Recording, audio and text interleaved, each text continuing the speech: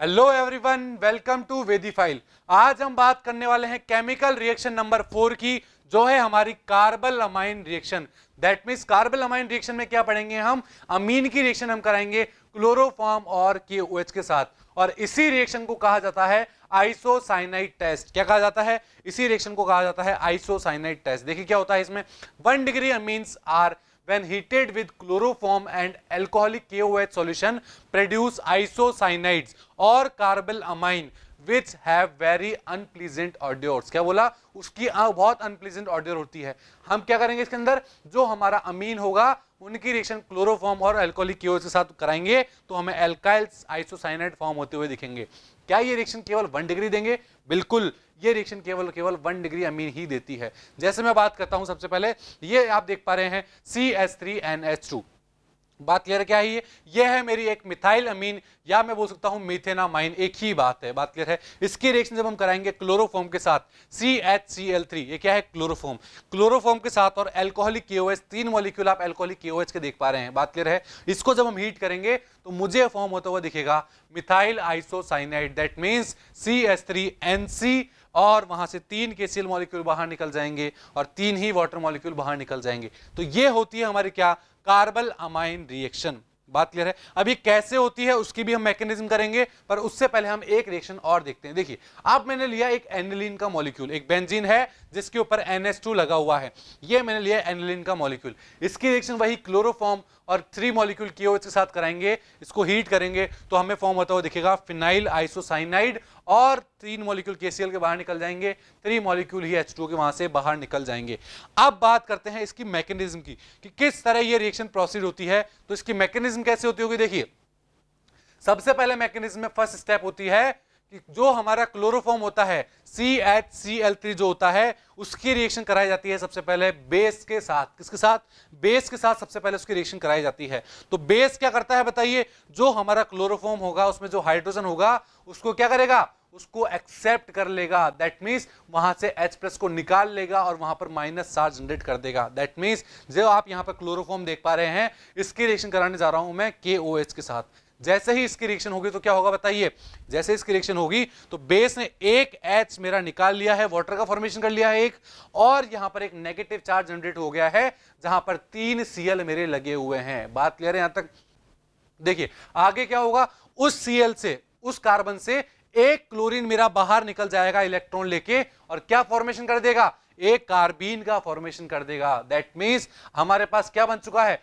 डाइक्लोरोकार्बीन का फॉर्मेशन हो चुका है। किसका? डाइक्लोरोकार्बीन का फॉर्मेशन हो चुका है। अभी कार्बीन क्या होता है? कार्बीन एक रिएक्शन इंटरमीडिएट होता है। क्या होता है? जिस तरह हम कार्बोकेटाइन कार्बोएनाइन पढ़ते हैं, उसी तरह कार्बीन भी मेरा रिएक्शन इंटरमीडिएट होता है। तो पहली स्टेप में क्या हुआ? क्लोरोफॉर्म और जब KOH की रिएक्शन कराई गई, बेस की रिएक्शन कराई गई, तो क्या फॉर्म होता हुआ दिखा? देखिए, एक मेरे पास फॉर्म होता हुआ दिखा है कि एक मेरे पास डाइक्लोरोकार्बीन बन गई और एक वाटर मॉलिक्यूल बाहर निकल गया। तो ये था हमारा मैकेनिज्म का फर्स्ट स्टेप, जिसमें हमने देखा एक डाइक्लोरोकार्बीन बन चुकी है। बात क्लियर है?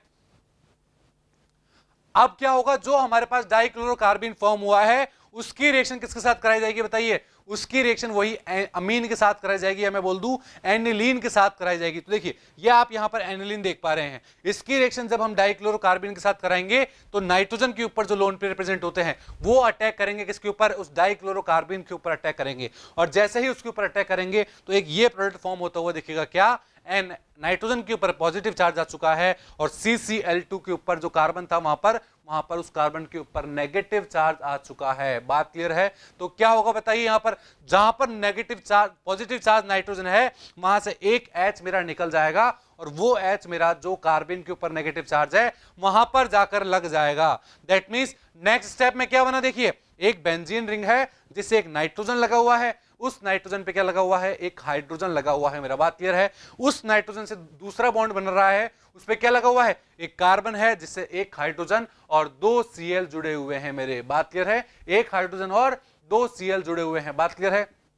अब क्या होगा? देखिए, अब जो नाइट्रोजन के ऊपर हाइड्रोजन है वो हाइड्रोजन मेरा वहां से हटकर वो अपने इलेक्ट्रॉन आगे की तरफ देगा, और जैसे ही आगे की तरफ देगा तो एक Cl वहां से बाहर निकल जाएगा। दैट मींस एक HCl मेरा वहां से क्या हो गया, बाहर निकल चुका है। तो क्या फॉर्म हुआ मेरे पास बताइए, एक बेंजीन रिंग जिसपे नाइट्रोजन है, उस नाइट्रोजन से डबल बॉन्ड करके एक कार्बन जुड़ा हुआ है, और उस कार्बन से एक Cl लगा हुआ है, एक हाइड्रोजन लगा हुआ है। बात क्लियर है, समझ में आया? अब इसकी रिएक्शन वापस किसके साथ कराई जाएगी, एक बेस के साथ कराई जाएगी। अब जैसे ही इसकी रिएक्शन एक बेस के साथ कराएंगे तो क्या होगा, वो बेस वहां से एक हाइड्रोजन निकाल लेगा और वहां पर एक नेगेटिव चार्ज जनरेट कर देगा। जैसे ही वहां पर नेगेटिव चार्ज जनरेट हुआ, वहां से एक Cl मेरा बाहर निकल जाएगा, और जैसे ही Cl बाहर निकला तो क्या बना, एक बेंजीन के ऊपर N double bond C carbene का फॉर्मेशन हो चुका है। किसका, N डबल बॉन्ड C का फॉर्मेशन हो चुका है, कार्बीन का फॉर्मेशन हो चुका है, और इसी के अंदर हम रेजोनेंस करा देंगे। दैट मींस नाइट्रोजन अपने इलेक्ट्रॉन अगर आगे की तरफ दे दें तो क्या बन जाएगा, एक बेंजीन जिसके ऊपर नाइट्रोजन है, उस वही नाइट्रोजन मेरा ट्रिपल बॉन्ड के साथ एक कार्बन से जुड़ा हुआ है, और उस कार्बन के ऊपर नेगेटिव चार्ज आ चुका है। कौन सा चार्ज, एक नेगेटिव चार्ज आ चुका है। हमने क्या बना दिया है, हमने एक फिनाइल आइसोसाइनाइड का फॉर्मेशन कर लिया है। किसका, एक फिनाइल आइसोसाइनाइड का फॉर्मेशन कर लिया है। और कहां से किया हमने फॉर्मेशन बताइए, हमने रिएक्शन किसकी कराई थी, एनिलीन की रिएक्शन कराई थी जब हमने, तो हमारे पास एक फिनाइल आइसोसाइनाइड का फॉर्मेशन हो चुका है। बात समझ में आया? तो ये रिएक्शन क्या देते हैं, this reaction is given by only 1 degree amine. तो हम 1 डिग्री अमीन को कैसे फाइंड आउट कर सकते हैं, हम आइसोसाइनाइड टेस्ट से पता लगा सकते हैं कि कंपाउंड हमारा 1 डिग्री अमीन है या 2 डिग्री अमीन है या 3 डिग्री अमीन है। तो 1 डिग्री अमीन केवल क्या देता है हमें बताइए, 1 डिग्री अमीन केवल आइसोसाइनाइड का फॉर्मेशन करके देता है, बाकी 2 डिग्री और 3 डिग्री अमीन हमको ये फॉर्मेशन करके नहीं देते हैं। बात क्लियर है, समझ में आया यहां तक? इसी तरह मैं बात करता हूं नेक्स्ट रिएक्शन की, फिफ्थ रिएक्शन की, हमारी रिएक्शन विद नाइट्रस एसिड। अगर अमीन्स की रिएक्शन नाइट्रस एसिड के साथ कराई जाए तो हमें क्या प्रोडक्ट मिलेंगे, देखिए, aliphatic 1 degree amine reacts with nitrous acid two gives aliphatic diazonium salt which are unstable and decompose to give alcohol। अगर हम हमारे प्राइमरी अमीन की रिएक्शन, या मैं बोल दूं 1 डिग्री अमीन की रिएक्शन नाइट्रस एसिड के साथ करा देते हैं, नाइट्रस एसिड क्या होता है, NaNO2 प्लस HCl, इसके साथ हम करा देते हैं, तो हमें सबसे पहले एक डाइएजोनियम सॉल्ट फॉर्म होता हुआ दिखेगा। कौन सा, एलिफेटिक डाइएजोनियम सॉल्ट फॉर्म होता हुआ दिखेगा, जो कि एक अनस्टेबल होता है, और अनस्टेबल होगा तो वहां से क्या होगा, वहां से हम जब उसकी हाइड्रोलाइसिस कराएंगे तो हमें अल्कोहल का फॉर्मेशन होता हुआ दिख जाएगा। कैसे, देखिए, मैंने लिया एक प्राइमरी अमीन, क्या देख पा रहे हैं आप, CH3NH2, यहां मैंने लिया एक प्राइमरी अमीन जिसकी रिएक्शन में कराने जा रहा हूं NaNO2 प्लस HCl से। किसके साथ, NaNO2 प्लस HCl। और NaNO2 प्लस HCl क्या होता है बताइए, NaNO2 प्लस HCl होता है हमारा वही HNO2। HNO2 के साथ हम रिएक्शन कराने जा रहे हैं, तो मुझे फॉर्म होता हुआ दिख रहा है एक CH3N2 positive Cl minus. That means एक मेरे पास एलिफेटिक डाइएजोनियम सॉल्ट फॉर्म हो चुका है, जो कि एक अनस्टेबल कंपाउंड है। क्या है, एक अनस्टेबल कंपाउंड है। और जब इसका हम हाइड्रोलाइसिस कराएंगे, दैट मींस वाटर के साथ जब रिएक्शन कराएंगे, तो एक मेरे पास CH3OH अल्कोहल बन चुका है, एक N2 बाहर निकल गया, और वहां से एक HCl बाहर निकल चुका है। इसका मतलब क्या बना, एक अल्कोहल का फॉर्मेशन हो चुका है। अगर 1 डिग्री की हम रिएक्शन, 1 डिग्री अमीन की रिएक्शन अगर हम नाइट्रस एसिड के साथ कराएंगे तो हमें क्या मिलेगा, पहले एक डाइएजोनियम सॉल्ट मिलेगा और लास्ट में वो अल्कोहल के अंदर कन्वर्ट हो जाएगा। That means 1 degree aromatic amine react with nitrous acid at low temperature 0 to 5 degree centigrade to form aryl diazonium salt, जिसे हम डाइएजोटाइजेशन भी बोलते हैं।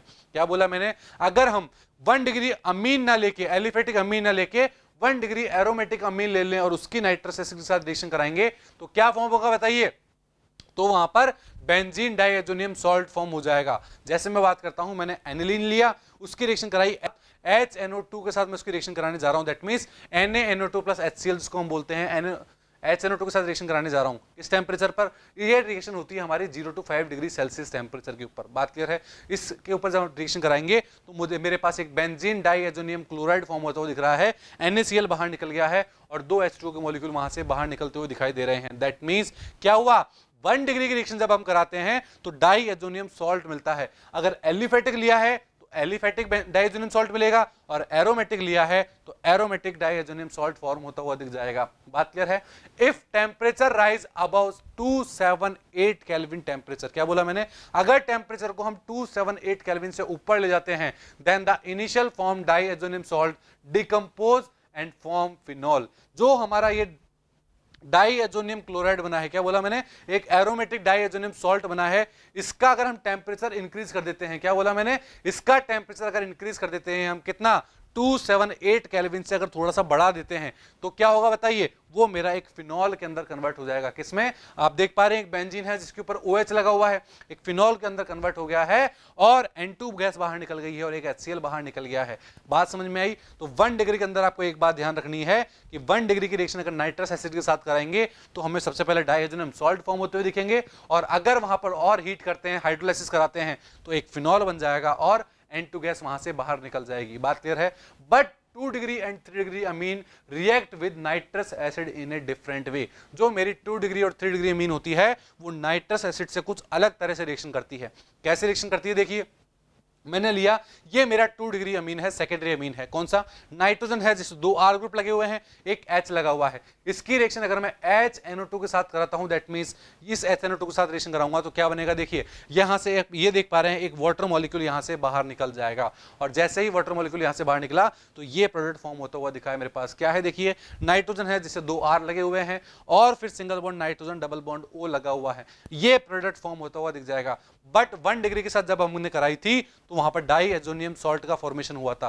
क्या यहां डाईएजोनियम सॉल्ट बना है, नहीं, यहां डाईएजोनियम सॉल्ट नहीं फॉर्म हुआ है मेरा। बात क्लियर है, समझ में आई आपको। तो यहां क्या फॉर्म हुआ है बताइए, ये एन नाइट्रोसो, बताइए क्या है, एन नाइट्रोसो एन मिथाइल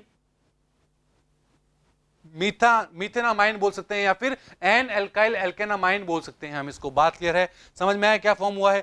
ये बात हुई 2 डिग्री की। अगर मैं बात करता हूं टर्शियरी अमीन की, क्या होता है, देखिए ये है मेरी टर्शियरी अमीन जिसमें नाइट्रोजन से 3 R ग्रुप लगे हुए हैं। इसकी रिएक्शन जब मैं HNO2 के साथ कराऊंगा, किसके साथ, HNO2 के साथ इसकी रिएक्शन कराऊंगा तो मुझे फॉर्म एक तरह का एक कॉम्प्लेक्स फॉर्म होता हुआ दिखेगा, R3NH पॉजिटिव और NO2 माइनस, इस तरह का एक कॉम्प्लेक्स फॉर्म होता हुआ दिखेगा। दैट मीन्स क्या हुआ, 2 डिग्री और 3 डिग्री अमीन जो थे वो मेरे नाइट्रस एसिड के साथ एक डिफरेंट वे के अंदर रिएक्ट हुए।